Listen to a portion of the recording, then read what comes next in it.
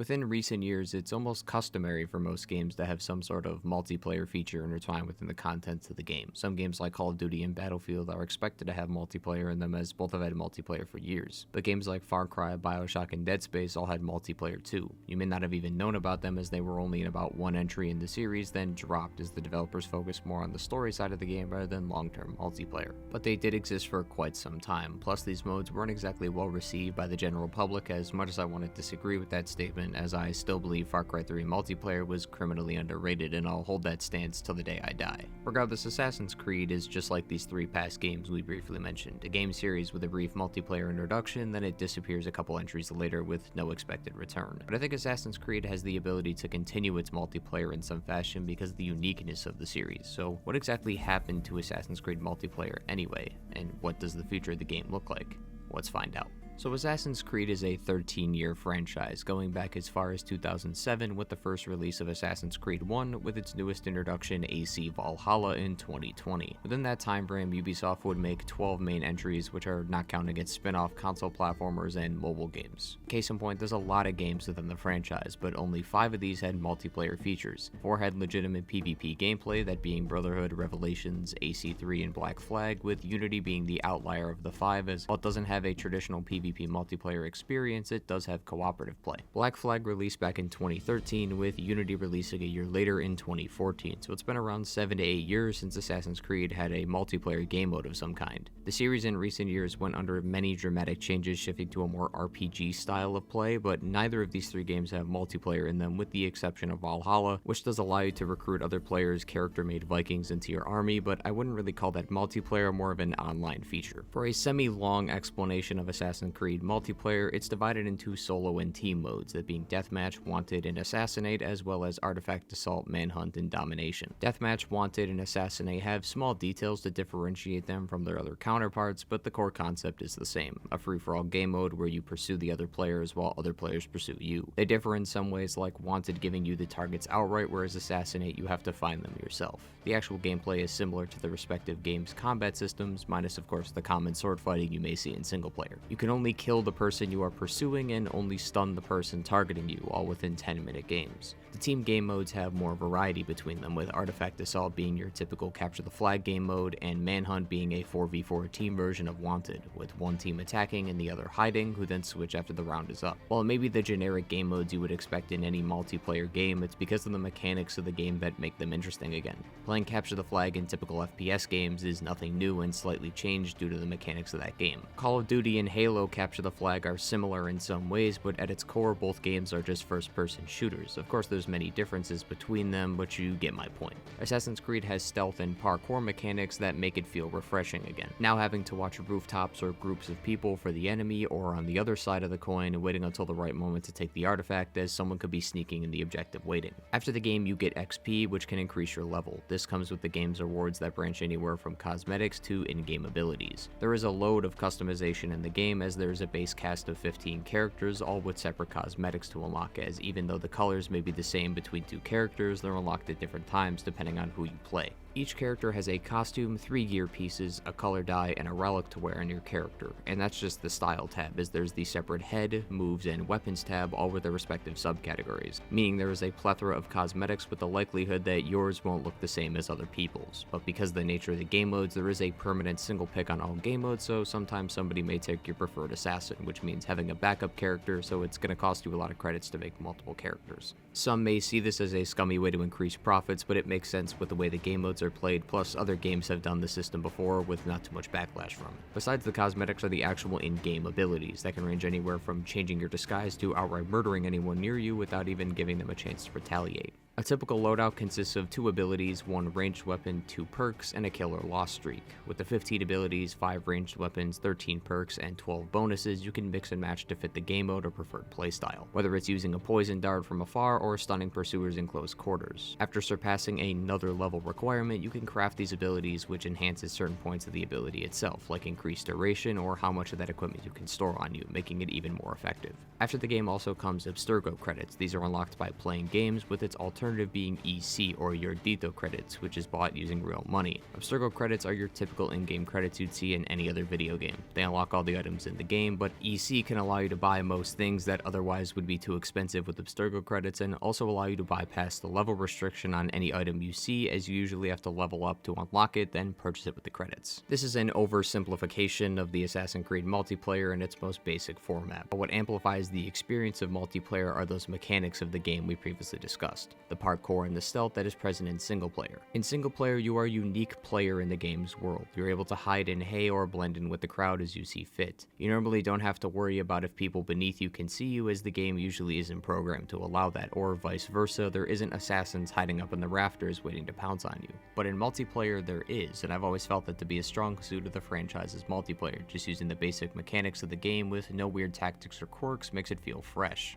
For some contrast, I'll reference Call of Duty again as an example. In its single player, you either shoot people from up close or afar. In the single player, everyone is a soldier, so it's roughly the same combat when it's translated into multiplayer. But with Assassin's Creed, you are a unique entity in the world, so when multiplayer makes everyone that unique entity of being an assassin, it changes the gameplay drastically, and like we stated before, these changes due to the game's basic mechanics make typical game modes entertaining again. A typical match of any of the game modes see you using those mechanics you learned in single player, hiding in a group, using lifts to escape, throwing money or smoke to distract crowds, or hiding on rooftops and stalking your prey. It's so simple yet so fun when you put a lobby together of people who can do the same thing. Of course, the question still remains, even with the praise the multiplayer in Assassin's Creed gets, what happened to it? In the overall community consensus, it's agreed upon that it was due to a high skill curve and Ubisoft's attempts to put more effort into the single player experience. Assassin's Creed is a hard game to fully master, especially in multiplayer. Being able to hide and go against multiple people at once, as well as the precise timing of actually stunning the player versus contesting the kill, can be quite tough for a new player to grasp. And when the lobby is filled with people who have that knowledge, it can be quite discouraging to continue playing. Couple that with the various cheese mechanics players have exploited, like stun locking people in Manhunt, as well as the ability to get ahead of some people simply by paying for the future abilities, it can be a tiresome experience. That part wasn't meant as a hate piece towards it, but more addressing some issues that players can encounter, as it can ruin some players' experiences who weren't too keen on the multiplayer mode to begin with, but gave it a shot anyway out of curiosity, then are met with the aforementioned tactics. I encountered these exact scenarios only a couple times in the tens of hours I played multiplayer, whether it was recently or back in 2014, so they aren't a common occurrence, which is a relief, but they do still exist. The main problem that halts many cries for a multiplayer mode is the question of development time. I'll go into this a little bit more when we discuss AC Unity, but because the developers have a certain time period to finish the game, the more modes and external features they add, the less time they individually get more attention. That's most likely why Ubisoft stopped making multiplayer, was to focus on the single player experience and make it extremely fleshed out and enjoyable, and judging from the reception of the recent entries, it seems like it has worked, as some have argued these are some of the best Assassin's Creed games to ever exist.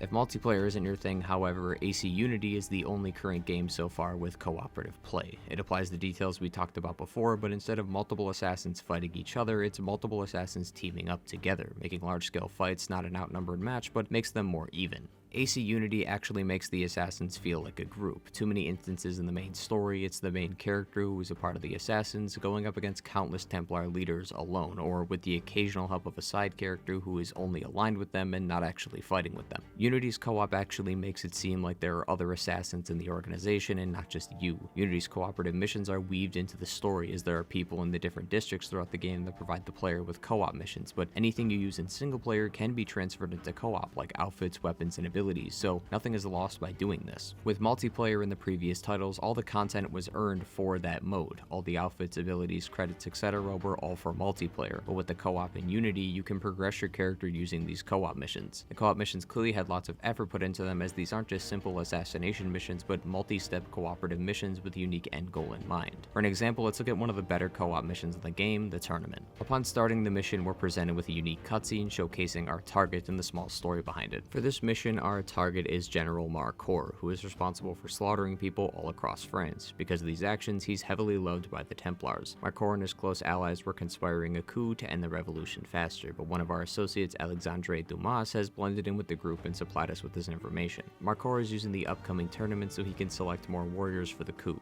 Our goal here is quite simple: assassinate Marcor so we can cripple the Templars and prevent the coup, but getting there won't be as easy as only the winners of the tournament are allowed inside to meet with him, so we're gonna have to work around this. First is finding the identification papers so we can enter for a chance to win the tournament. Each player needs one of these and can be found by stealing them off select guards or finding the papers at nearby outposts. Once we have the papers, we have to participate in an obstacle course. People who succeed are allowed in the tournament. This required our team to capture all 34 flags in the course, and afterwards we can then start the tournament. The tournament has some simple rules. Everyone gets a flag. We need to raise the other 4 flags without having ours lowered, which is unfortunate considering the fact that there's 5 teams and 4 corners, so we get the middle of the arena as our base. Raising them is quite the challenge with the massive amount of enemies at the start, with more that pile in later once the original group is dealt with. Once complete, we get our meeting with Marcor, but thanks to our previous antics of killing lots of guards, Marcor became worried, and not only is he deeper in the building, but he has more guards on alert, as opposed to this being easier if we didn't get alerted.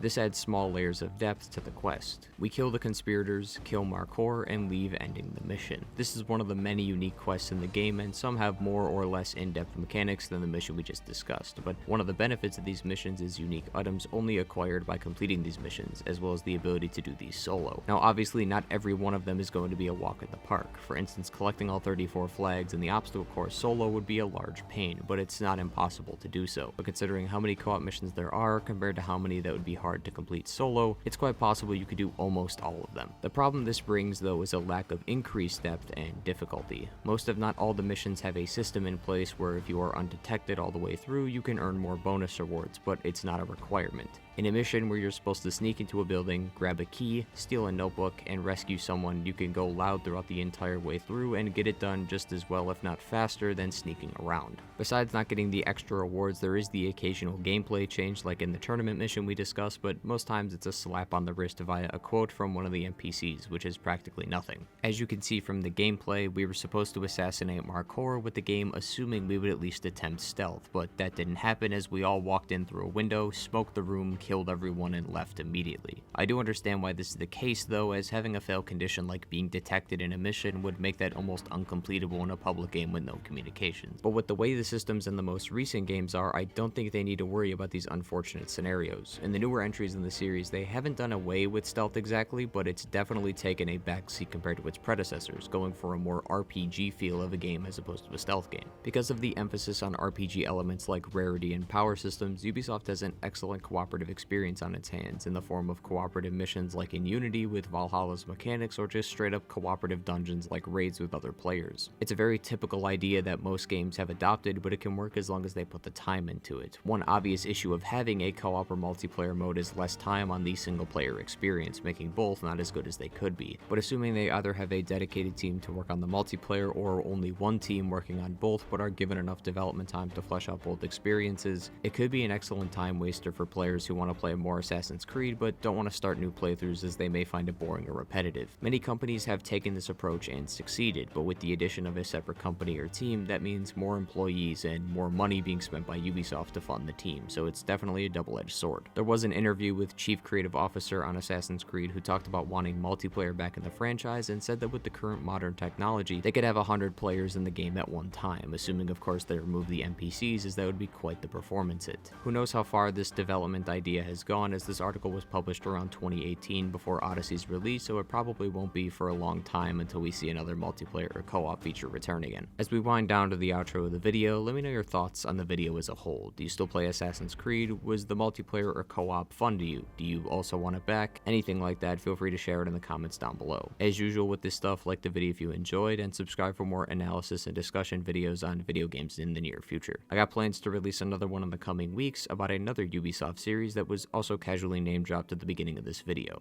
With that, take care everyone, and I'll see you next time. Goodbye.